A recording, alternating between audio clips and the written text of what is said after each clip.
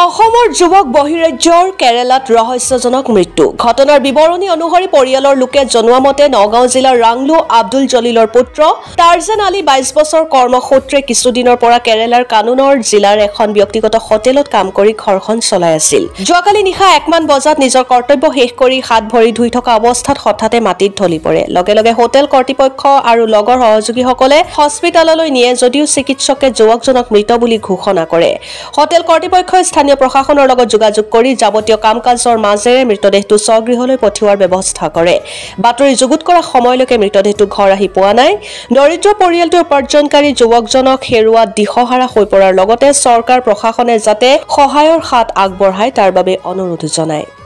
ৰাংলুৰ পৰা গুলজাৰ আহমেদৰ report N time নমস্কাৰ আপোনাৰ লৰা বহিৰাজ্যত মৃত্যু হোৱা সহায়ৰ হাত আগবঢ়ায় তাৰ বাবে অনুৰোধ জনায় ৰাংলুৰ পৰা গুলজাৰ আহমেদৰ ৰিপৰ্ট এন টাইম দোকানত কাম কৰি আছিল মই গম নাপাওঁ লোকে ফোন কৰিছিল টাইটেলটো নিজৰ ভালকে লিখিব নাজানে জানানে পিছত আহিছিল লগ ফোন কৰিছিল গৈ গম পাওঁ মেডিকেললৈ নিছিল মেডিকেলত নিওঁতে তাতে ঢুকাই গ'ল হেনো শুনা পাইছিলোঁ আপোনালোকক কেইটা বজাত খবৰ আহিছে আপোনালোকে 1:30 বজাত খবৰ আহিছিলে 1:30 বজাত খবৰ আহিছে আমি ফোন কৰি আছিলোঁ তাৰপিছত আৰু বহি আছোঁ আপোনাৰ ল'ৰা ছোৱালী কেইজন দুজন ল'ৰা ছোৱালী দুজন মৃত্যু হোৱা ল'ৰাজন কেই নম্বৰ 2 নম্বৰ 1 নম্বৰজনে কি কৰে 1 নম্বৰ পগলা কাম চাম কৰিব নোৱাৰে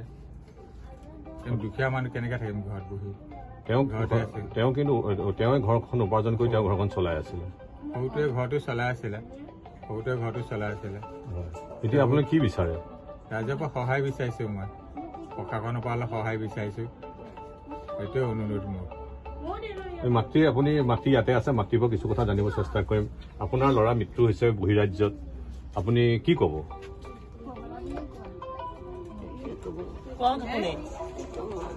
ঠিক আছে তেওঁ ভাগি পৰিছে তেওঁ ক'ব বিচৰা নাই তেওঁ কথা আজি হতাশাত ভুগিছে তেওঁৰ খুৰীয়েক আছে খুৰীয়েকৰ পৰা কিছু কথা মই জানিব চেষ্টা কৰিম আপুনি কি ক'ব এই বিষয়ে মৃত্যু ল'ৰাজন যে টাৰ্জান হুছেইনৰ মৃত্যু হৈছে আপোনাৰ ভতিজা হয় আপুনি কি ক'ব তেওঁৰ বিষয়ে কি ক'ম আৰু আমি বৰ দুখিত গতিকে তেওঁক আমাৰ চৰকাৰৰ পিনৰ পৰা অনুৰোধ এটাই সহায় সুবিধা কৰক আৰু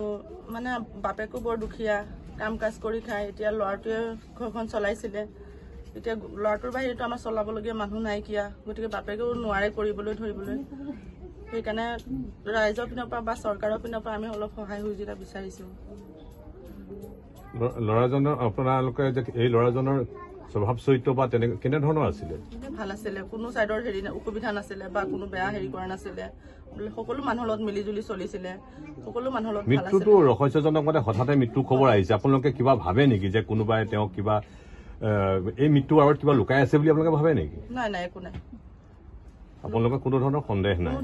নাই কাম কৰিব গৈছে বিদেশত তেওঁৰ লগত কোনো শত্ৰুতা নাই সহযোগীসকলৰ তেওঁৰ লগত কোনো শত্ৰুতা নাই শত্ৰু নাইকিয়া আপোনালোকে কি বিচাৰে এতিয়া বৰ্তমান চৰকাৰ প্ৰশাসনৰ পৰা কি বিচাৰে আমি সহায় বিচাৰো অলপ সহায় বিচাৰিছো ঠিক আছে ধন্যবাদ